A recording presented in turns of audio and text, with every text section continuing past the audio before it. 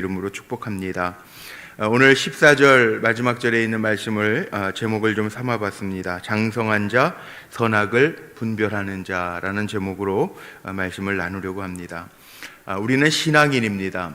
신앙인이기 때문에 이 땅에서 선한 영향력을 끼쳐야 되고, 또 우리는 안식에 못 들어갈지도 모른다라고 하는 두려움이 아니라, 우리 신앙인, 또 특별히 우리 이렇게 말씀을 받고 그 말씀대로 순종하면서 살아가려고 애쓰는 우리들은 어떡하지? 천국에 못 들어가면 어떡하지? 아이젠하워 대통령이 마지막에 빌리 그레이엄 목사님 불러서 그런 이야기를 했다고 그러죠. 유명한 일화지만 난 천국에 갈 자신이 없어 그랬다는데, 우린 그러면 안 돼요. 우리는 늘 하나님 앞에 정결한 자로 살아가야 되겠고, 뿐만 아니라 안식에 못 들어갈 자가 아니라 기쁨으로 한날 한날 살아가도 기쁨으로 천국을 향해서, 영원한 안식을 향해서, 우리 오늘 528장 찬송했던 것처럼 마지막 장에 보면 그랬죠.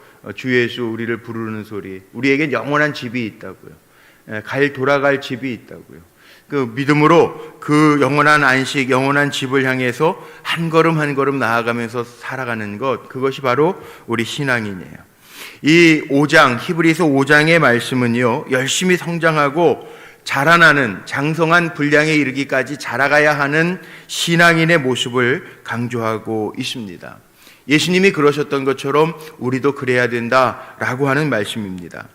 자, 여기 오늘 5장 1절은 대제사장마다 사람 가운데에서 택한 자이므로 이렇게 시작을 하죠.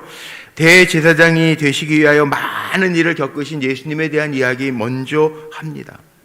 백성들을 대표하고 있고, 백성들이 얼마나 여기 2절에 보니까 그가 무식하고 미혹한 자를 능히 용납할 수 있는 것은 자기도 연약에 휩싸여 있습니다. 이 땅에 육신의 몸을 입고 이 땅에 예수님이 오신 까닭을 뭐냐 하면, 우리를 너무나도 잘 아시기 위해서, 또 인간인 우리의 죄를 대신 지시기 위해서, 인간의 대표가 되어서 우리의 죄를 대신 지시기 위해서.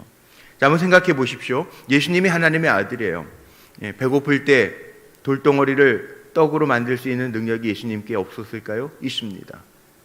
예수님 뭐든지 하실 수 있는 하나님과 같은 분이에요. 하나님과 동등됨을 취하지 아니하시고, 하나님과 본체이시지만 기적을 능히 행하실 수 있지만 이 땅에 오셔서 연약한 이들을 보시면서 우시기도 하셨고, 마음 아파 하시기도 하셨고, 기적을 능히 베풀 수 있음에도 불구하고 예수님도 공개하는 음식을 먹기도 하셨고, 농부의 손으로 농사한 음식을 드시기도 하셨어요. 왜 그랬을까요? 우리 인간과 같으심을 보여주시기 위해서. 다 하실 수 있는 분임에도 불구하고 백성의 대표들로서 백성을 잘 아셔야 하기 때문에, 그들의 무식과 미혹함까지도 주님은 아셔야 되기 때문에, 그래야 백성 편에서 그 아픔이 어떠한 건지 알아야 긍휼을 구할 수 있기 때문에 주님은 그렇게 고난을 통해서 순종을 배우시고 십자가를 지시기까지 순종하셨다라고 하는 분이에요. 그래서 7절 보세요. 그는 육체에 계실 때 자기를 죽음에서 능히 구원하실 이에게 심한 통곡과 눈물로 간구와 소원을 올렸고, 그의 경건하심으로 말미암아 들으심을 얻었느니라. 그가 아들이시면서도 받으신 고난으로 순종함을 배워서, 하나님의 아들인데 뭐든지 할 수 있는데 그럼에도 불구하고 십자가를 지시기까지 고난받으신 분이 주님이다. 인간의 몸을 입고 오셔서. 그래서 9절에도 온전하게 되셨은즉 영원한 구원의 근원이 되셨다. 성취하셨다는 거예요. 완전하게 그 구원의 역사를 성취하셨다라고 하는, 하나님의 목적을 이루셨다라고 하는 말씀이 나와 있어요. 예수님 그런 분이라는 거예요. 예수님이 하늘에서 뚝딱, 그래서 뭐든지 자기가 하고 싶은 대로 신으로서만 행했다면 예수님의 십자가의 죽음에, 그리고 부활이 무슨 의미가 있겠어요? 다 하실 수 있는 분인데.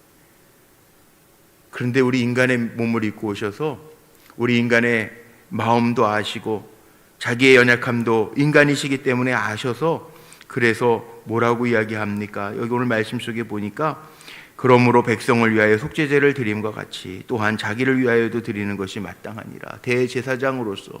히브리서는 유대인들, 로마에 남아있는 그리스도인들, 그들을 격려하기 위해 쓴 편지라고 제가 누차 말씀을 드리잖아요.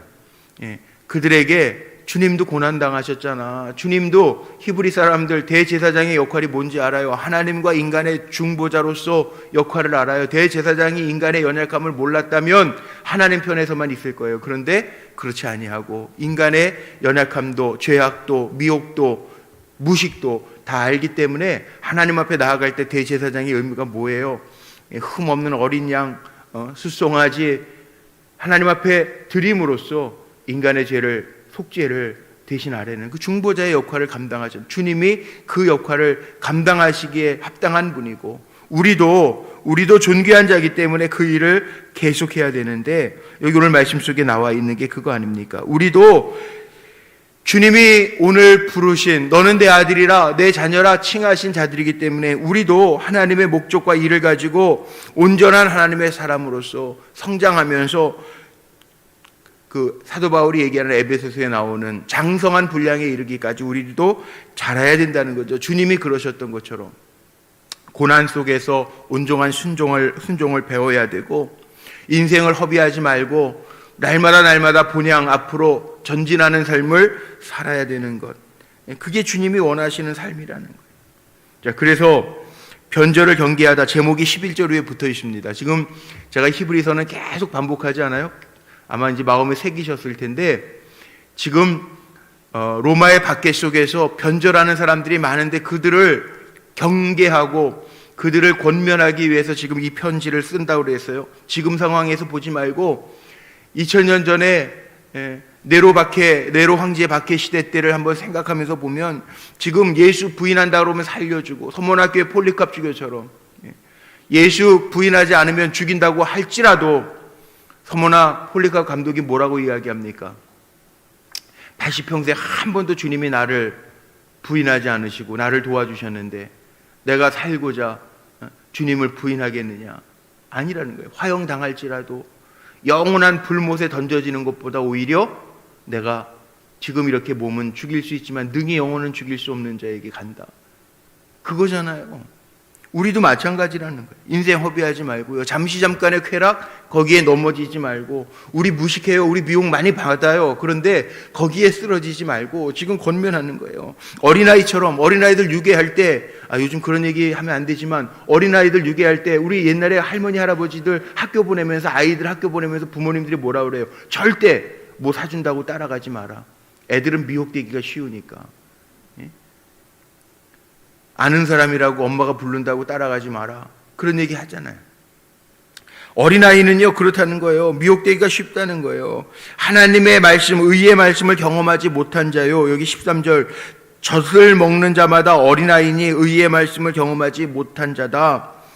우리는 어린아이와 같은 자가 되는 안타까운 외침이죠. 이게 12절도 나타나는 단단한 음식은 못 먹고 젖이나 먹어야 할 자가 되었도다. 신앙인들 중에는 책망받아야 될 자들이 많이 있다는 거죠. 지금 배반할 사람들이 많다는 거죠. 그들을 지금 권고하면서 안타까운 마음으로 쓰는 거예요. 말씀의 초보에 대하여 누구에게서 가르침을 받아야 할 것 처지이니 단단한 음식은 못 먹고 젖이나 먹어야 할 자가 되었도다. 12절 얼마나 안타까운지 말씀의 초보다. 그리고 단단한 건 전혀 못 넘기고 고난 싫어하고 어린아이들 싫으면 싫어 그러잖아요.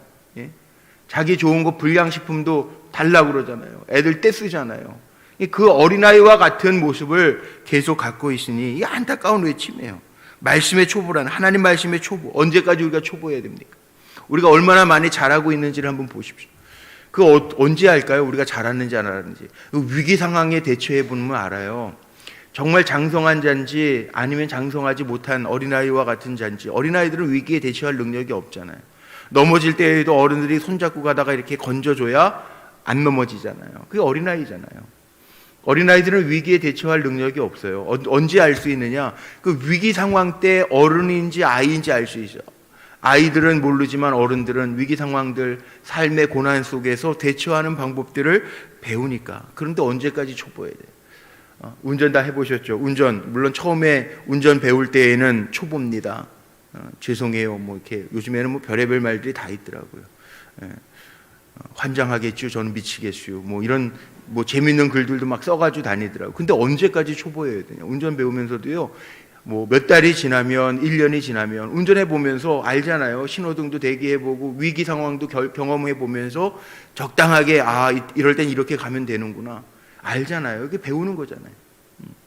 그 1년이 지나도 5년이 지나도 10년이 지나도 맨날 초보만 붙이고 다닐 거예요.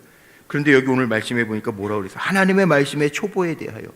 말씀의 초보들이 되는, 신앙도 잘해야 되는데 말씀의 말씀됨을 경험하면서 살아야 되는데 초보는요. 초보는 물론 이해하죠. 초보 앞에 운전 붙이고 다니는데 이해 못할 사람이 어디 있어? 아이고 운전 이제 배웠나 보네. 내가 비켜가야지. 그 비켜가잖아요. 이해받잖아요. 우리 새가족들 뿌리반이라고 하는 교회, 우리 교육이 양육 프로그램이 있어요. 새가족 프로그램 하고 나서 꼭 마지막에 운영자 장로님들이 그러더라고요. 이제 여러분들은 이 훈련 과정을 다 마쳤으니까 새가족이 아니고 헌가족입니다. 새가족은 우리 새가족들, 우리 주차장에 가보셔도 아실 거예요. 2층에 제일 세우기 편한 데에다가 새가족을 위한 공간입니다. 주차장도 그렇게 만들어놔. 섬김을 받아요. 사랑을 받아요. 섬김을 받고 돌봄을 받고 사랑을 받고 이해를 받지만 그 새가족일 때죠. 늘 섬김만 받으려고 그러면 그 새가족 자라야 되잖아요.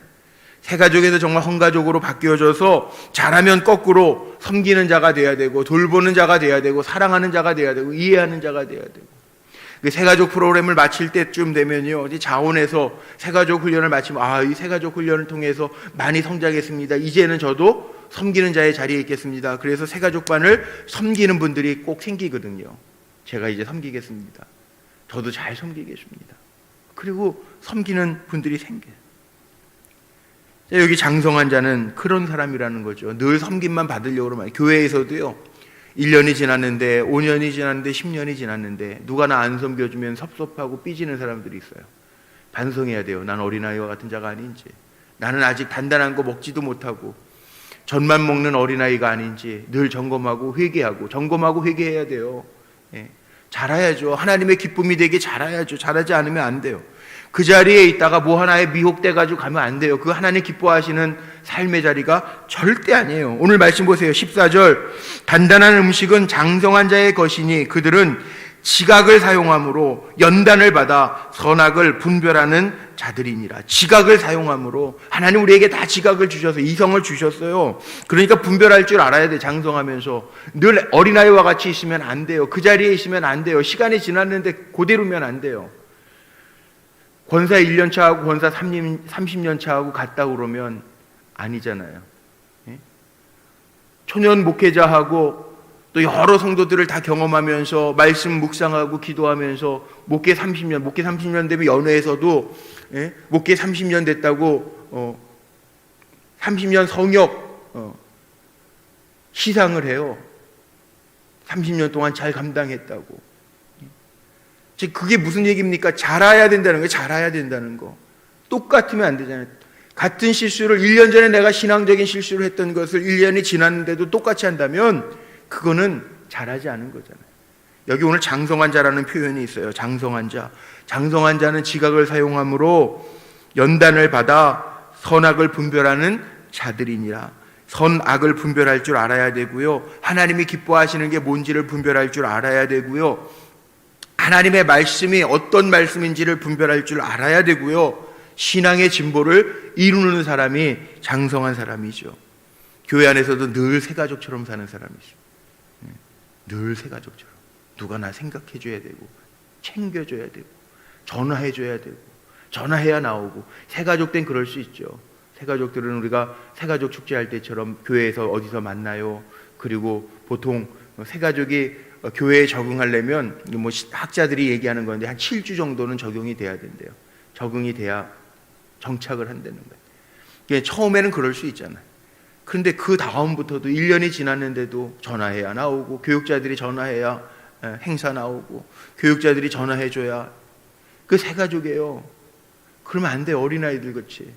여기 오늘 말씀 속에 보니까 신앙의 진보를 이루라는 거예요. 새가족은 새가족일 때만 새가족이고요. 헌가족으로 넘어가야 돼요. 그 다음부터는 내가 섬김을 받고 돌봄을 받았던 것처럼 돌봐야 돼요. 그런 사람들 있잖아요. 우리 어린아이들 기를 때요. 엄마들이 애들 안 먹으면 숟가락 들고 쫓아다니는 사람들이 있어요. 자라야 되니까, 안 자라니까. 시간이 지났는데 자라야 되니까. 요즘에 엄마들 신경 쓰는 아이들 키 안 크면 성장판이 다치기 전까지는 빨리 키 커야 되니까 방법이 있으면 별의별 방법을 다 써서라도 아이를 성장시키려고 애쓰지 않습니까? 신앙도 마찬가지라. 신앙도 내가 죽어야 될 자리면 죽어야죠. 내가 죽어야 될 자리인데 왜 피하려고 그럽니까? 하나님이 그 자리에서 죽기를 원하면 내 성질이고 뭐고 다 죽여야죠. 그리고 참아내야죠. 그 인내를 통해서 순종함을 배워서 장성한 자에까지 이르러야죠. 그렇지 못하는 거 하나님 기쁨이 아니라는 거예요. 오늘 말씀 그거죠. 변절을 경계하다 장성한 자까지 가라는 거예요. 예수 그리스도 폴리카 감독처럼 그 살기 위해서 잠시 잠깐 몇 년을 더 살기 위해서 부인하는 것보다 장성한 자는 그래 주님 나를 한 번도 배반한 적이 없는데 내가 왜 주님 배반해? 그리고 살라는 거예요. 주님 배반하지 말라는 거예요. 고난과 박해 속에서 주어진 얘기입니다. 고난과 박해도 피하지 말라는 겁니다. 주님은 그것까지도 아신다는 거죠. 다 아시는 하나님, 그 하나님 앞에 부끄러울 것이 없는 자로 세워지는 것, 장성한 자로 서가는 것. 날마다 우리에겐 돌아갈 집이 있어. 하나님 나를 위하여 준비하신 본향, 거기를 향해서 날마다 나아가는 것. 사도 바울이 얘기하는 것처럼 우리의 겉사람은요 후패할 수밖에 없어요. 시간이 지나는데도 우리가 연약하지 않습니까? 연약해집니다. 나이 들면 기억력도 약해집니다. 몸도 약해집니다. 뼈들도 약해집니다. 그게 당연한 겁니다. 그러나 우리의 속사람은 날로 강건해져서 주님도 부여잡고 살아가는 것, 그것이 바로 하나님이 우리에게 원하는 삶이라는 거예요. 저나 여러분이나 너무 겉사람의 겉에 신경 쓸 거 없어요. 우리는 다 주님 바라보면서 사는 사람들이에요. 주님이 아신다고요. 여기 대제사장 주님이 아신다고요. 주님도 이미 인간의 몸을 입고 오셔서 우리가 어떤 연약함을 가지고 있는지 다 아신다고 그랬어요. 주님도 받으실 고난 다 받으시고 십자가 그 좋아하는 사람 어디 주님도 그거 피해가기 위해서 주여 될 수만 있으면 이 잔을 내게서 옮기시옵소서. 아버지에게 그렇게 구했는데 그런데 뭐라고 그랬어요? 8절에 그가 아들이면서도 받으신 고난으로 순종함을 배워서 십자가를 지시기까지 순종함을 배워서 우리에게 그 모습 보여주셨죠. 우리도 그렇게 살라는, 십자가 지지만 부활이 있으니 염려하지 말고 끝까지 주님 바라보며 장성한 자로서의 삶을 살라고 권면하는 말씀이 이 히브리서 5장의 말씀이에요. 저나 여러분이나 오늘도 한 날 주어졌어요. 비굴하게 한 날 사는 게 아니라 주님이 인정하시고 칭찬하실 만하게 하나님의 장성한 자로서 한 날 믿음으로 주님 바라보면서 승리하는 귀한 종들이 다 되시기를 주님의 이름으로 축원합니다.